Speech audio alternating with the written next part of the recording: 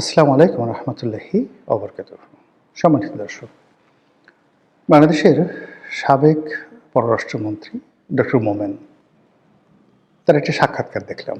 বেশ হাসি খুশি, প্রাণোচ্ছল এবং অনেকটা আশাবাদী প্রকৃতির মানুষ তিনি। এবং যতদিন তিনি ক্ষমতায় ছিলেন ওরকম নেতিবাচক কোনো বিষয় তার সম্পর্কে শোনা যায়নি। ঘুষ, দুর্নীতি, মারামারি, কাটাকাটি, হানাহানি এ সকল বিষয়াদি তার ডিকশনারির মধ্যে নেই। সিলেটের মানুষ জনাব আবুল মাল্লা আব্দুল মুহিত সাহেবের ছোট ভাই। প্রথম জীবনে তিনি শিক্ষকতা করেছেন ঢাকা বিশ্ববিদ্যালয়ে, পরে বিভিন্ন আন্তর্জাতিক সংস্থায় চাকরি করেছেন। আপাতমস্তিক একজন নিরেট ভদ্রলোক মানুষ। তো যারা তাকে দেখেছেন দেখবেন যে তার মাথায় দীর্ঘদিন পর চুলা ছিল, এখন তিনি পুরো টাক মাথা করে ঘুরে বেড়ান, মুখে দাড়ি রেখেছেন। এবং তিনি যখন মন্ত্রী ছিলেন তখন যে তার চেহারা সুরত ছিল তার চেয়ে এখন তার চেহারা সুরত ভালো হয়েছে। বাংলাদেশে একসময় নামকরা সাংবাদিক সুলতানা রহমান, তার যে একটা পডকাস্ট রয়েছে সেখানে তিনি যে সাক্ষাৎকার দিয়েছেন, সেখানে তার বাংলাদেশে পালিয়ে থাকা, বাংলাদেশ থেকে যাওয়া, তারপরে নাপিত দিয়ে চুল কাটানো, দাড়ি রাখা, অসাধারণ চমৎকার করে তিনি সেই বিষয়গুলো বর্ণনা করেছেন। আমি সেই বিষয়গুলি নিয়ে কথা বলবো না। আমি যে বিষয়গুলি নিয়ে কথা বলবো সেটা হলো যে এই ভদ্রলোকের কথাবার্তার মধ্যে কোনো রকম মুনাফেকি নেই এবং এই কথাবার্তার মধ্যে রাজনীতির কোনো কৌশলতা নেই। একেবারে তার বক্তব্যের মাধ্যমে আপনি বুঝতে পারবেন যে এই মুহূর্তে আওয়ামী লীগ আসলে কেমন আছে, তাদের চিন্তা চেতনা কী।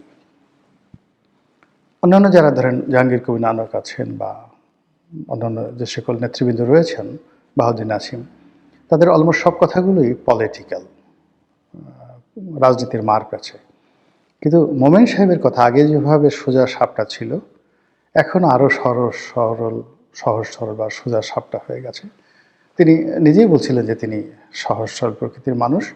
তিনি বাংলাদেশে অনেক দিন পালিয়েছিলেন এই কারণে যে তার একটা আত্মবিশ্বাস ছিল যে যেহেতু তিনি কোনো অন্যায় করেননি, কর্মজীবনে কাউকে মারেননি, কারো বিরুদ্ধে একটা মামলা করেননি, কাজেই তিনি কেন পালাবেন।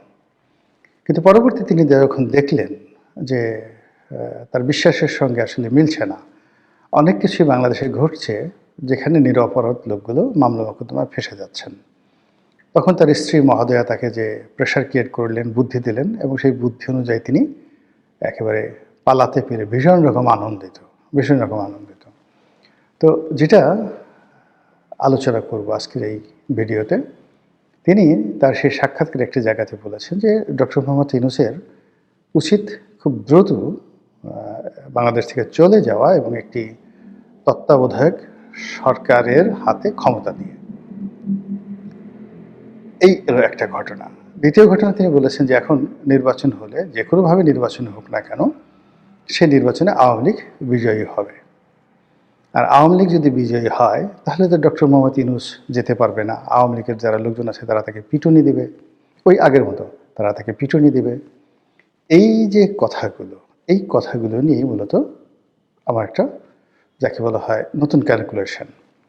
সেটা হলো আওয়ামী লীগের যত লোকের কথাবার্তা আমি শুনেছি বা যত লোকের সঙ্গে আমার পরিচয় আছে, কথাবার্তা হয়েছে, একজন সিঙ্গেল লোক আমি পেলাম না যারা মানে গত 15 বছরের কোনো কর্মকাণ্ডের জন্য শেখ হাসিনাকে দায়ী করেন।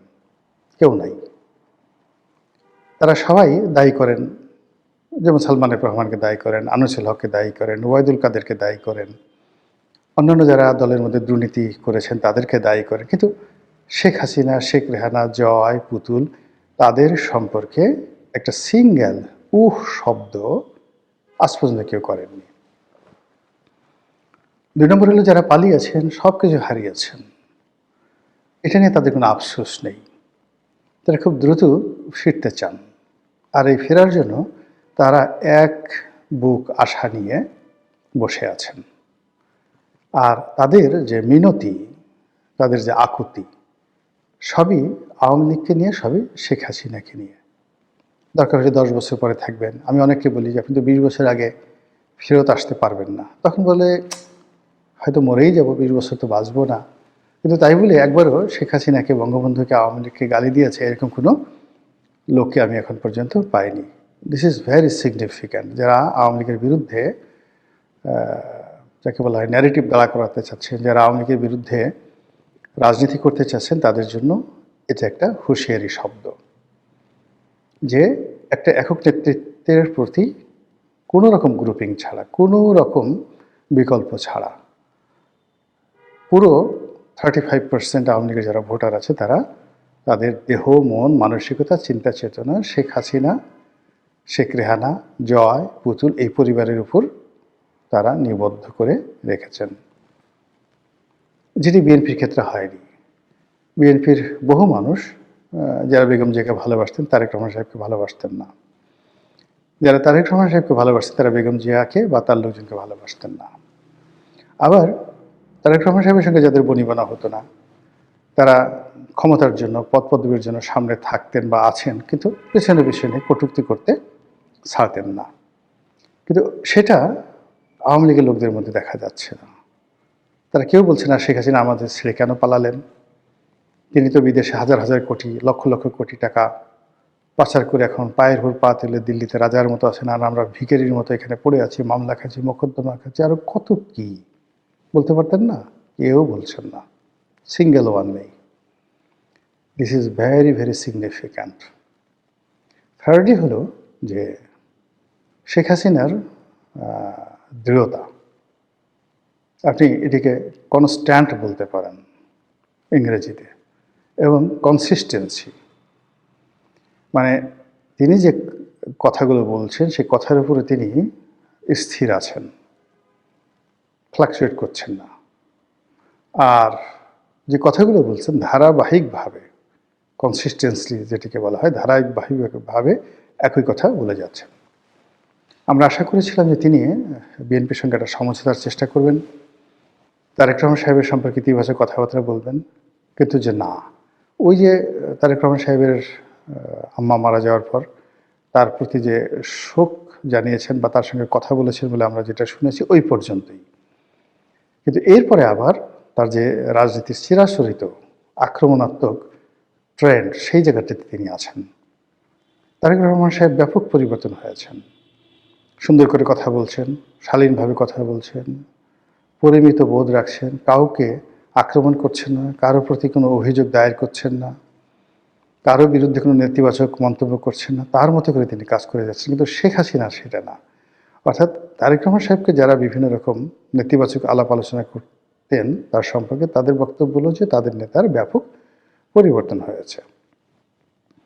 কিন্তু শেখ হাসিনার একেবারে ঘোরতর শত্রু যারা আছে তারাও বলতে পারবেন না যে শেখ হাসিনা তার অতীত যে কর্মকাণ্ড বা চরিত্র বা তার যে ভাবমূর্তি, অভিব্যক্তি, কোনো জায়গা থেকে এক সুতা, 1 সেন্টিমিটার বা 1 মিলিমিটার তিনি মানে নিজেকে পরিবর্তন করেছেন। তিনি আগের মতোই আছেন। কারণটা কি? কারণটা হলো যে তার কাছে এখনো মনে হচ্ছে যে শি ওয়াজ রাইট, তাকে অন্যায়ভাবে হটানো হয়েছে। দ্বিতীয়ত, তিনি যে রাইট বা তিনি সঠিক পথে ছিলেন, কারণ হলো যে তার সরকার টানা 15টি বছর এই দেশটা পরিচালনা করছে, আর এই সরকার এত সব বুদ্ধিজীবী নিয়ে, এত সব দেশি বিদেশি বান্ধব নিয়ে, আমেরিকার সমর্থন নিয়ে 17 মাসে 17 বালতি পানি খাওয়ার পরেও কোনো কিছুতেই তারা কুল কিনারা পাচ্ছেন না। তো সেক্ষেত্রে শেখ হাসিনা এই জিনিসগুলো দেখে মনে হচ্ছে যে তিনি হয়তো রাইট আছেন। এই যে আমি এখানে যে শব্দটি ব্যবহার করেছি, শেখ হাসিনার মোনাজাত, মোনাজাত মানে ডিজায়ার, তিনি কি প্রতিজ্ঞা করেন, তিনি কি ডিজায়ার করেন, কি আশাবাদ ব্যক্ত করেন, কি প্রার্থনা করেন। মোনাজাত যদি আমরা প্রার্থনা ধরি, দ্য প্রেয়ার, তো সেক্ষেত্রে আপনি দেখবেন যে শেখ হাসিনার বক্তব্য হলো তিনি বাংলাদেশে আসবেন, নেতাকর্মীদের বলেছেন সবগুলোর তালিকা করে রাখো, এবং তিনি সবগুলোর বিরুদ্ধে প্রতিশোধ নেবেন। তার দৃঢ়তা এমনই যে তিনি নেতাকর্মীদের বলার চেষ্টা করছেন যে আমি অতীতে যা কিছু বলেছি প্রত্যেকটা জিনিস করে ছেড়েছি, ইনশাল্লাহ আগামী তো এই জিনিসগুলো আমি করে ছাড়ব। এই কথাগুলো কিন্তু মানে রাজনীতির কথা নয়, বা এই কথাগুলো কথার কথা নয়, বা এই কথাগুলো তার নেতা কর্মীদেরকে উজ্জীবিত করার জন্য নয়। আমার কাছে যেটা মনে হচ্ছে যে শেখ হাসিনা এমনই। প্রথম থেকেই তিনি এইভাবেই আক্রমণাত্মক কথা বলছেন সবসময়। আমি অন্তত ৮১ সন থেকে তাকে যেভাবে দেখেছি। মানে যখন ঢাকা বিশ্ববিদ্যালয়ে মানে কি বলবো, ছাত্রলীগ ছাত্রদল মারামারি হতো, এই বিষয়গুলো শেখ হাসিনা নিজের হাতে হ্যান্ডেল করতেন। কার আর্মস দরকার, কার অ্যামুনেশন দরকার, কার গুলি দরকার, কার বোমা দরকার, কে কয়টা মারবে, কে কোন জায়গায় কী করবে, এই পুরো জিনিসগুলো তিনি নিজের হাতে তদারক করতেন। এবং এটা এখন তো ওপেন সিক্রেট হয়ে গেছে। তো সেই জায়গা থেকে তার কোনো বিচ্যুতি হয়নি।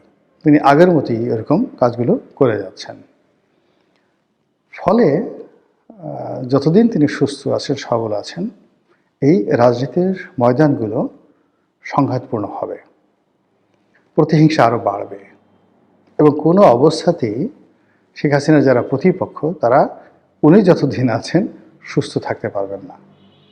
এমনকি আওয়ামী লীগের যে সমস্ত লোকজন রয়েছেন তারাও সুস্থ এবং সুস্থির থাকতে পারবেন না। এ কারণ হলো যে এটা আমি এখন কীভাবে বলবো, ধরুন আওয়ামী লীগের লোকজন শান্তিপূর্ণভাবে একটা মিছিল করলো, তো তারা জানে মিছিল হচ্ছে, শেখ হাসিনা দিল্লি থেকে গোপনে তার 2 জন কর্মীকে বলল মারো বোমা, বোমা মারলো, একটা দুর্ঘটনা ঘটে গেল, মামলা হলো এবং সেই মামলায় ওই আওয়ামী লীগের যারা লোকজন আছে তারা পাইকারি হারে সবাই পড়ে গেল। এবং এই ঘটনা বিএনপির ক্ষেত্রে হয়েছে, হয়তো স্যাবোটাজ করা হয়েছে বা বিএনপি কোনো নেতা করেছেন, কিন্তু মির্জা ফখরুল শুধু একটার পর একটা আসামি হতেই আছেন। মোয়াজ্জেম হোসেন আলাল আসামি হচ্ছেনই, কোথাও কিছু হলেই হাবিবুর নবী খান সোহেল তাকে আসামি করতেই হবে, এরকম একটা ট্রেন্ড চালু হয়ে গিয়েছিল। কিন্তু আসলে যে কে ঘটনাটা ঘটিয়েছে, এটা কি ডিজিএফআই করেছিল, আওয়ামী লীগ করেছিল, ছাত্রলীগ করেছিল, নাকি বিএনপির হাইকমান্ড থেকে কেউ করেছিল, ইট ডাজ নট ম্যাটার। কিন্তু বিএনপির যারা সাধারণ নেতাকর্মী তারা কিন্তু এই অসংখ্য মামলা যে মোকদ্দমায় তারা জড়িয়ে পড়েছেন, তার পিছনে কিছু না কিছু এরকম ঘটনা ছিল যেটাকে আপনি স্যাবোটাজ বলতে পারেন। তো বিএনপির মধ্যে যদি কেউ থাকে বা বিএনপির বিরুদ্ধে কেউ থাকে, বাইরে কেউ থাকে, সেটা ভিন্ন প্রসঙ্গ। কিন্তু আওয়ামী লীগ এই সমস্ত কাজকর্ম করে অনেকটা ডিক্লেয়ার দিয়ে, এবং শেখ হাসিনা নিজে। তো কাজেই সামনে যে রাজনীতিগুলো আসছে সেই রাজনীতিতে কতটা প্রতিহিংসা হতে পারে, সেই রাজনীতিতে কতটা যাকে বলা হয় অবিশ্বাস, অনাস্থা থাকতে পারে, আশা করি আপনারা বুঝতে পেরেছেন। মহান আল্লাহ আমাদের সবাইকে হেদায়েত দান করুন এবং হেফাজত করুন। আসসালামু আলাইকুম ওয়া রাহমাতুল্লাহি ওয়া বারাকাতুহু।